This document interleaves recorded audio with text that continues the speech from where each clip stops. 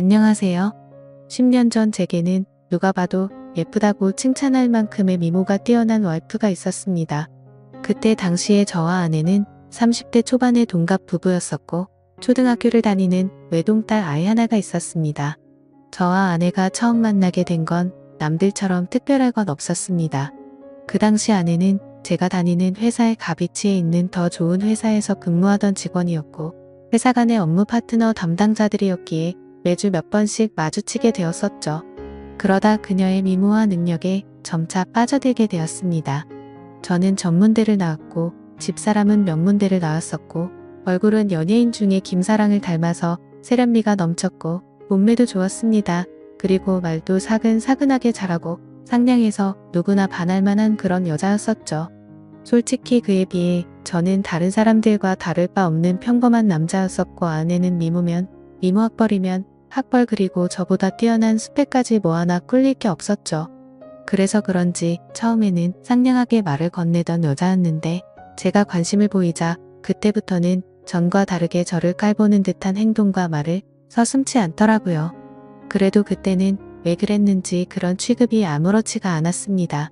왜냐하면 그녀를 너무나도 사랑했었기에 그런 상처보다도 그녀를 바라보는 행복이 더 컸기 때문이었죠. 아무튼 저는 계속해서 관심을 표현하면서 선물 공세를 하기 시작했고 어느샌가 그녀도 제 마음을 알아줬는지 행동이 변하기 시작했던 시점이 있었습니다. 그런데 사실 그 행동조차도 저를 사랑해서 변했던 행동은 아니었더군요. 왜냐하면 훗날 결혼하고 나서 술을 마시다 아내가 제게 그때 있었던 사실을 술김에 말해줬기 때문입니다. 아내는 그때 당시에 같은 회사의 직원과 비밀 사내 연애를 하고 있었답니다. 그런데 갑자기 아내는 이별을 통보받았고 그 복수심에 저와 알콩달콩한 모습을 보이고 싶어서 그랬었다더군요. 그렇다면 제게 하는 행동을 그 자리에서 같이 볼 수 있었던 사람이었을 테고 누군지 짐작은 갔었습니다. 그때 같이 회의를 하던 사람은 아내의 팀장인 유부남과 여직원 1명 그리고 남자 후배가 1명이 있었죠. 그래서 저는 당연히 후배 남자라고 생각을 했었는데 지금 생각해보니 그게 아니었던 것 같기도 합니다. 아무튼 그때 당시에는 자세한 내막을 알지 못한 저는 그녀의 관심이 행복하기만 했었고 그녀도 저와 같은 마음이라고 확신이 들어서 고백을 하였고 연애를 시작하게 되었습니다. 하지만 저 혼자만의 일방적인 마음으로 시작한 연애는 힘든 시련들이 셀 수 없이 많았습니다. 그녀는 친구들과 술을 마시거나 회식을 하는 날이면 어김없이 연락 두절은 기본이었고 제가 상처를 받든 말든 남자 사람 친구와 둘이서 술을 마신다고 아무렇지 않게 말을 하더라고요. 이미 콩깍지가 제대로 씌어져서 아내의 잘못된 모습들을 모두 다 이해하고 넘어갔던 것 같습니다. 그러다 결국 제가 너무 큰 상처를 받게 되고 그녀와 이별을 선택하게 된 사연이 있습니다. 그때 당시 여자친구는 자주 술을 마시던 남자 사람 친구와 둘이서 여행을 간다고 하더군요. 여자친구는 그 친구와는 어릴 때부터 동성 친구처럼 지내는 사이라서 걱정할 거 없다고는 하는데 아무리 제가 여자친구를 좋아해서 쩔쩔매는 입장이라고 하더라도 이건 아니지 않나요? 그래서 그동안 참아오던 모든 게 터져버렸고 분노가 한번 시작하니 도저히 걷잡을 수 없었습니다. 저는 단도직입적으로 말했죠. 만약 그 남자와 둘이서 여행을 간다면 나와는 끝이라고 말이죠. 하지만 여자친구는 그러거나 말거나 관심도 없다는 듯이 네 마음대로 하라고 하고는 여행을 가버리더군요. 그런 모습에 그동안 내가 정말 연애를 잘못하고 살았구나 하는 걸 많이 깨달았고 힘든 아픔을 겪고 있었습니다. 그렇게 2달 정도가 지난 어느 새벽에 여자친구에게서 연락이 오더라고요. 저는 제 나름대로 많은 정리를 했다고 생각을 했음에도 그녀의 번호로 전화가 오니 심장은 미친 듯이 두근거렸고 솔직히 말해서 기분이 나쁘지가 않고 반갑고 좋았었습니다. 곧바로 그녀의 전화를 받아보니 우는 목소리로 제게 사과를 하더군요. 그동안 자신에게 잘해주던 걸 너무 몰랐답니다. 그런데 헤어지고 나니까 자신도 저를 너무 사랑했다는 걸 깨달았고 용서를 해달라고 하더라고요. 그리고 그때 했던 선택은 자신도 후회한다며 다시는 그런 말도 안 되는 짓 하지 않겠다고 했죠.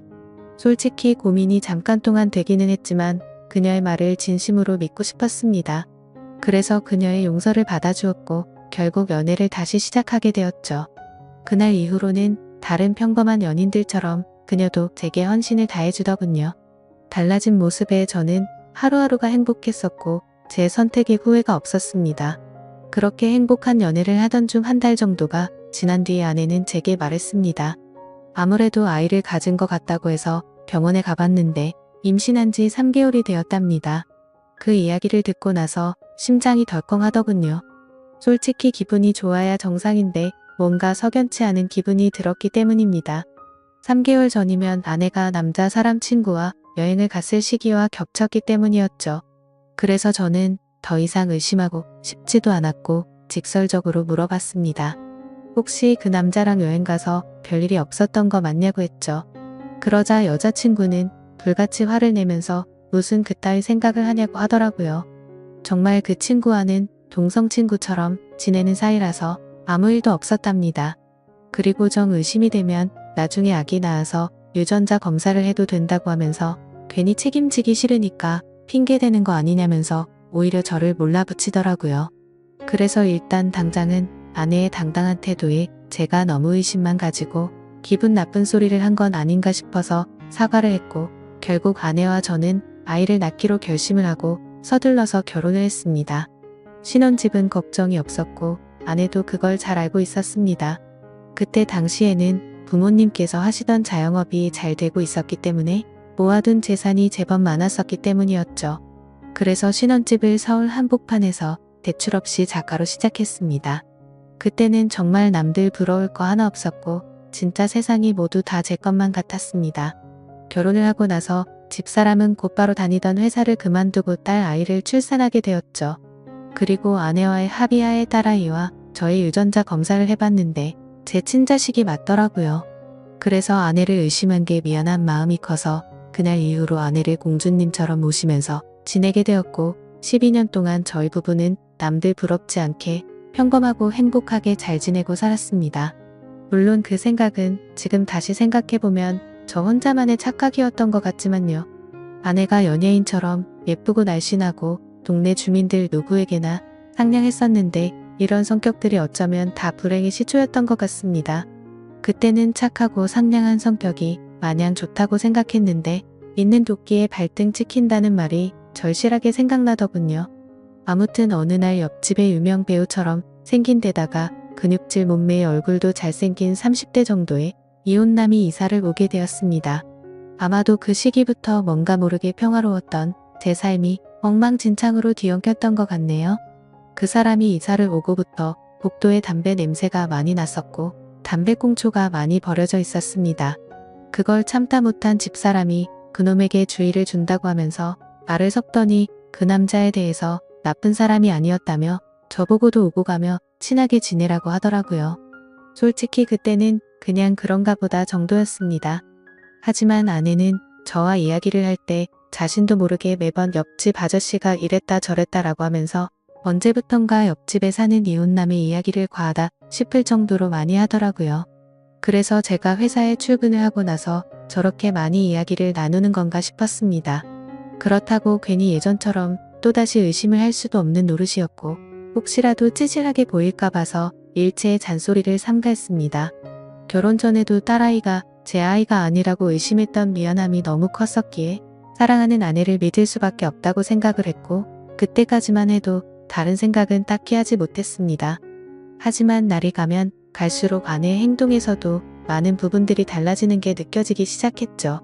언제부터인가 제가 퇴근을 하고 집에 들어오면 집사람이 집안에서도 화장을 진하게 하고 있다든지 평소와는 다르게 집에서 입는 반바지나 치마가 과하다 싶을 정도로 많이 짧아졌습니다. 제가 고지식해서 하는 생각이 아니라 그냥 누가 봐도 민망하다 싶을 정도로 너무 많이 드러냈었죠. 오죽하면 근처 슈퍼에 가서 담배를 사고 있을 때 슈퍼 아주머니가 그러더군요. 아이 엄마가 너무 노출이 심하다면서 요즘 동네 아줌마들 사이에서도 말들이 많다고 하더라고요. 하지만 과거에도 아내의 미모를 시기 질투해서 가끔 그런 이야기들이 오고 간 적이 있어서 대수롭지 않게 생각했고 집에서만 지내다 보니 아내가 많이 외로워졌나? 라는 생각까지 들더라고요. 그렇게 아내를 믿으면서 평소와 다름없이 지내던 어느 날이었습니다. 외근을 다녀오고 나서 평소보다 일찍 퇴근하고 집으로 들어갔는데 아내가 샤워를 하고 있더라고요. 그래서 아무 생각 없이 옷을 갈아입고 안방에서 TV를 보면서 쉬고 있으니 아내가 욕실에서 나오더군요. 그런데 생전 처음으로 보는 민망한 속옷 차림으로 나오더니 아내도 약간 놀라는 듯한 눈치였습니다. 아내는 오늘 무슨 일로 일찍 들어왔냐고 하면서 놀라는데 오늘 외근 갔다가 일찍 들어왔다고 말했고 처음 보는 속옷이라고 하니까 기분 전환 겸 샀다고 하더라고요. 그래서 그냥 그런가 보다 생각은 했지만 도저히 주부의 속옷으로 보기는 힘들었습니다. 그냥 기분이 찜찜했지만 그러려니 했고 일찍 마친 김에 같이 장이나 보러 가자고 하고서 아내와 같이 외출을 하게 되었죠. 그렇게 엘리베이터를 기다리고 있는데 옆집에 사는 이웃남도 때마침 문을 벌컥 열고 나오더군요. 그런데 약간 흠칫하는 듯한 모습이 이상하게 생각되었고 같이 엘리베이터를 탔는데도 뭔가 알 수 없는 묘한 기류가 느껴졌습니다. 평소에 친하게 지낸다던 아내와 이웃집 남자가 이야기도 잘 섞지 않았고 옆집 남자는 저와 인사를 하면서도 제 눈을 똑바로 쳐다보지를 못하더군요.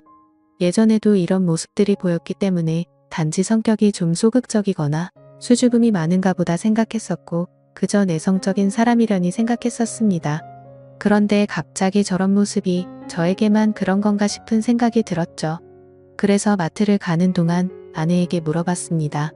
옆집 남자랑 친하다면서 왜 어색하게 인사하냐고 했더니 몇 번 마주쳤는데 보면 볼수록 사람이 착하기는 한데 뭔가 어두운 느낌에 멀리했다고 하더군요.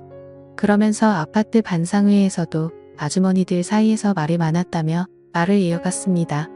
옆집 남자가 원래는 성격도 밝고 착한 사람이었는데 전 부인이 바람을 펴서 이혼을 하고 성격이 많이 변했답니다. 그래서 옆에서 지켜보면 매일같이 술만 마셔대고 담배도 엄청나게 많이 핀다고 하더라고요. 그 말을 듣고부터는 그날 이후로 옆집 남자에 대한 궁금증이 더 생겨나서 유심히 지켜보기 시작했습니다. 술과 담배를 많이 한다는 건 잘 알 것 같은데 그런 걸 제외하고는 특별한 문제들은 없어 보이더군요. 옆집 남자는 주말이면 어김없이 교회도 빠지지 않고 혼자서 잘 나가더군요.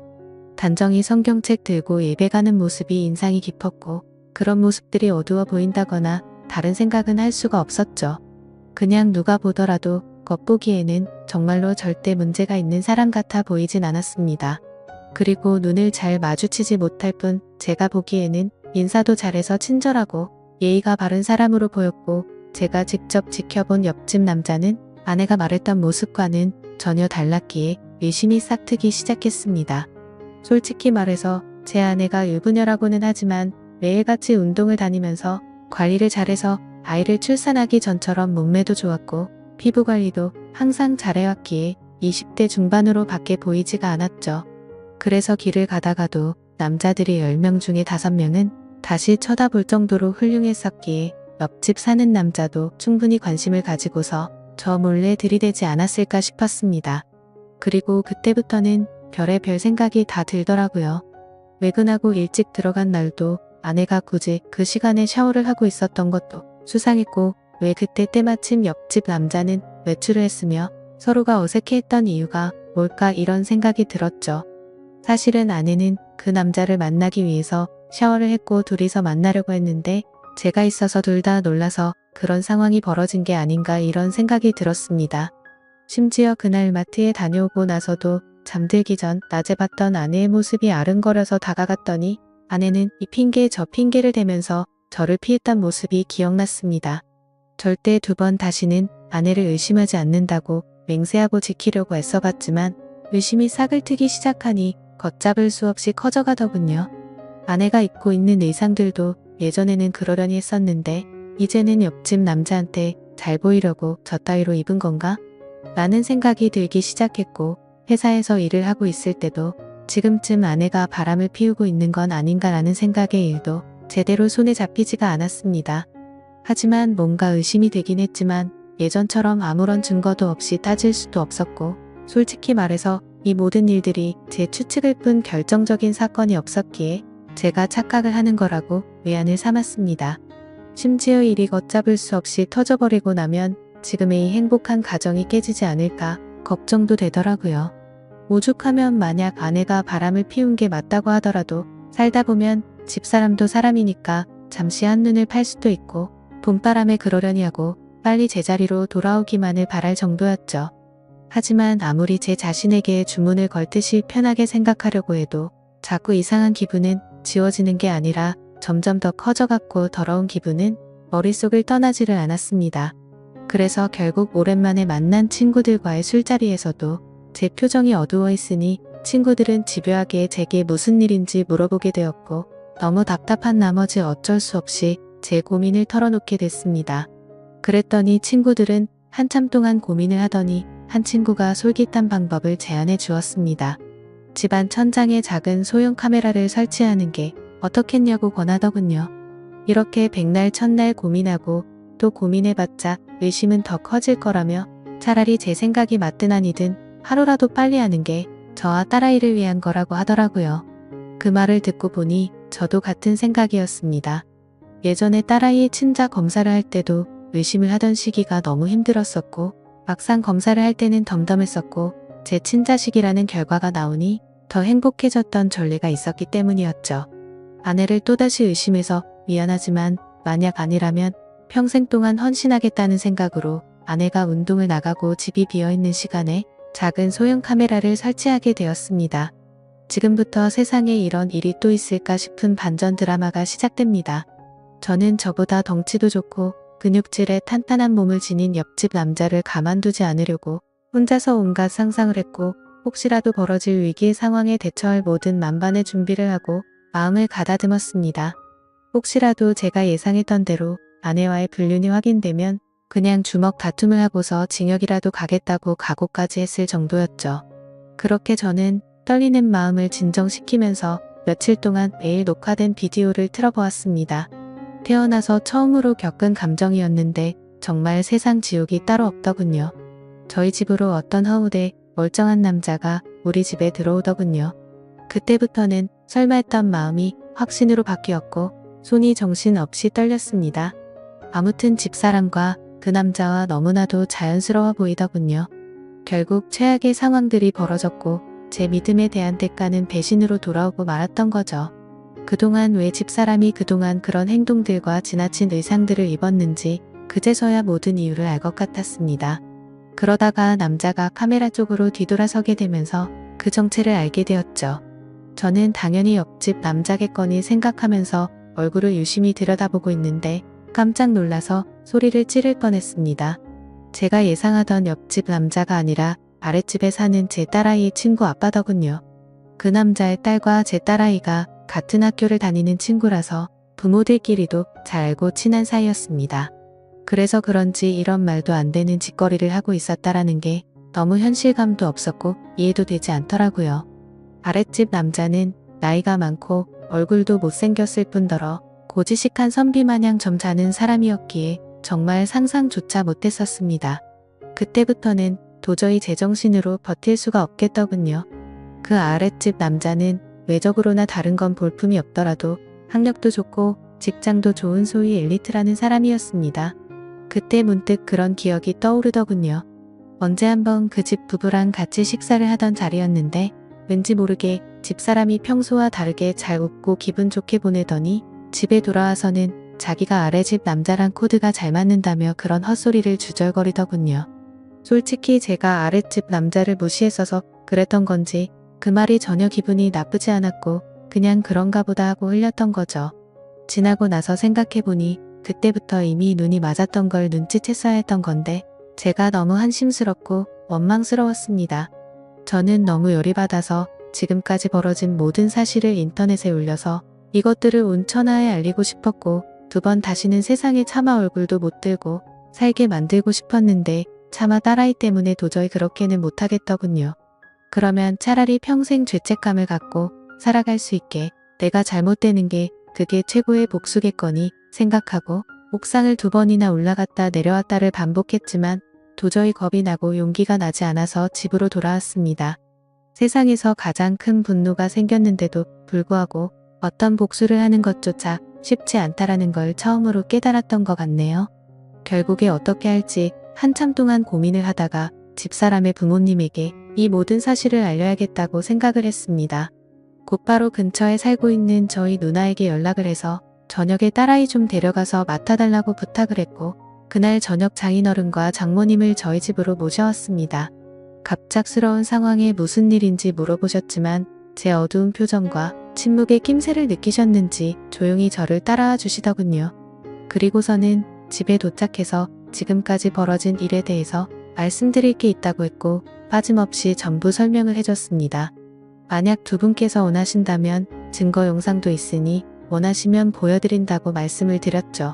그러자 두 분은 서로 대화를 나누셨고 보고 싶다고 하시더라고요. 그래서 저는 아무 말 없이 녹화된 영상을 틀어드렸습니다. 장인어른과 장모님은 결혼 전부터 연애 시절에도 저를 굉장히 싫어했었고 엄청난 무시를 하던 분들입니다. 물론 당신네들 딸이 좋은 대학교 나와서 좋은 회사를 다니고 있는데 제가 성에 찰 수는 없었겠죠. 하지만 차마 입에 올릴 수 없는 말까지 서슴지 않게 하면서 무시하던 장인과 장모였는데 표정이 정말 가관이더라고요. 영상을 보시던 장모님은 울음을 터뜨려 버렸고 장인어른은 아무 말 없이 줄담배만 피우더군요. 그렇게 이야기를 마치고 난 뒤에 장인 장모는 집으로 가셨고 몇 시간 뒤 집사람이 정신 나간 사람처럼 문을 열고 들어와서는 문이 부서질 듯이 문을 닫고서는 들어오더군요. 아내는 지금 제정신이냐고 적반하장으로 나왔습니다. 네가 뭔데 나에게 있던 일을 자기 부모에게 말도 없이 말했냐며 욕을 하기 시작하더라고요. 그냥 이혼하면 쉽게 끝날 문제인데 이를 왜 키우냐고 하면서 이혼하자고 발악을 하면서 대들더군요. 그 모습을 보니 너무나도 허탈했고 슬퍼서 오히려 제가 눈물이 다 났습니다.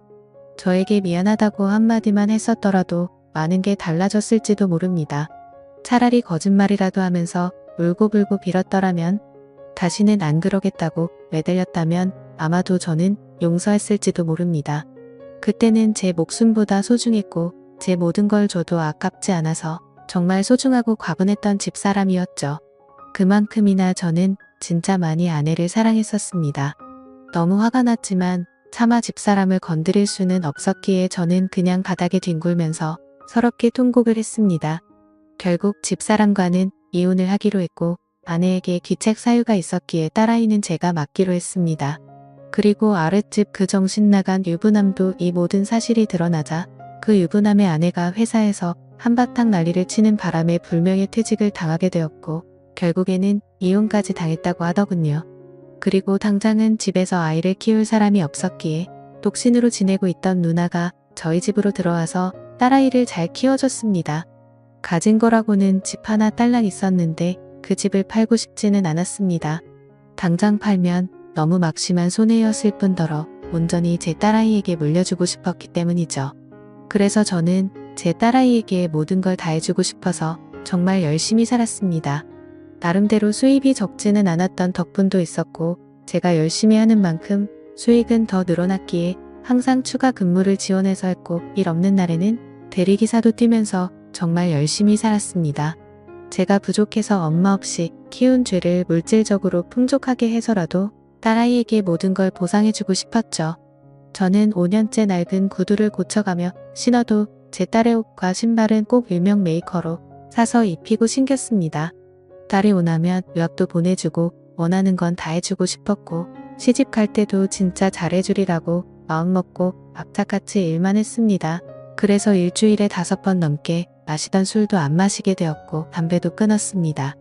하루에 15시간씩 고된 일을 하고 집에 들어와서 공주님처럼 곤히 자고 있는 제 딸을 보면 신기하게도 그날 있었던 모든 피곤함과 스트레스가 모조리 사라지는 기분이 들더군요. 딸 아이가 엄마가 없는데도 불구하고 큰 말썽도 안 부리고 건강하게 잘 커져서 고마웠습니다. 쌓여가는 딸의 시집 미천 통장 잔고가 쌓여가는 걸 보면서 제 인생도 제자리를 찾아가는 기분이었죠. 그러다 딸 아이가 초등학교를 졸업하고 중학교 들어갈 때쯤 저에게 중매가 들어왔습니다. 여자가 얼굴도 참하고 통통하고 다 좋은데 약간씩 다리를 절더라고요. 공부도 많이 하지 못했고 집안에 돈을 보태주느라 모은 돈도 500만 원 정도밖에 없다고 했습니다. 허우대 멀쩡해서 예쁜 몸 자랑하느라 이 남자 저 남자한테 눈 웃음치면서 사는 여자보다는 낫다고 생각들더군요. 다리를 절어도 마음을 저는 것보다 제대로 정신 박힌 여자가 훨씬 더 낫겠지라고 생각을 했습니다. 저희는 그렇게 중매로 만나서 서로가 점점 호감을 쌓아가게 되었고 결국에는 따로 식은 올리지 않고 혼인신고만 하게 됐습니다. 그 이후로 저와 아내는 살림을 합치게 되었고 바로 그 다음 해에 아들을 갖고서 낳게 되었습니다. 지금의 제 아내는 처절하고 아팠던 지옥 같은 제 과거를 보상해주는 하늘에서 내려준 천사 같은 복덩어리였습니다. 아내는 빈손으로 결혼해서 미안하다며 늘 미안하다는 말을 입에 담고 살았고 제가 그렇게 말렸는데도 불구하고 살림에 도움이 되고 싶다면서 동네 마트에서 다리를 절면서도 알바를 하더군요. 예전 집사람은 지방에서 연하남과 살림을 차렸다고 하던데 철이 없는 남자를 만났는지 형편이 말도 안 되게 어렵다고 하더라고요. 그래서 가족들한테 돈을 엄청나게 빌린 뒤로는 가족들에게조차 도통 연락이 없다고 하더군요. 뭐 그러던지 말던지 저는 제 인생을 살려고 합니다.